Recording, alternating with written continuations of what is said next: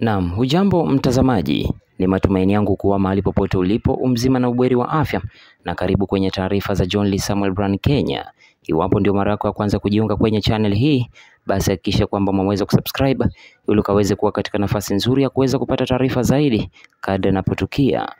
Taarifa niliyokuletea hivi sasa ni kuwa Rais William Ruto na Waziri Mkuu wa zamani Raila Odinga wameingia rasmi katika makubaliano ya kisiasa yatakayoshuhudia vyama vyao vikishirikiana.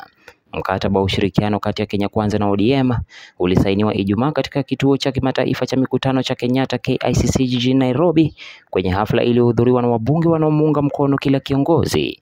Naibu Rais Kithure Kindiki pia alihudhuria hafla hiyo.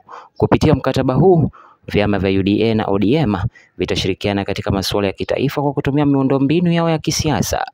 Pia vyama hivyo vitawatumia wataalamu wao mahiri kwa mashauriano kuhusu utawala na sera za kitaifa.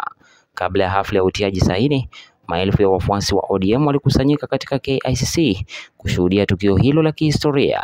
Hafla hiyo ilifuatia mfululizo wa mashauriano ambayo kiongozi wa ODM Raila Odinga alifanya katika maeneo mbalimbali humu nchini, ambako ana uungwaji mkono mkubwa wa kisiasa. Asante kwa kuitazama taarifa hii, na usisahau kusubscribe, like, share pamoja na kukomenta.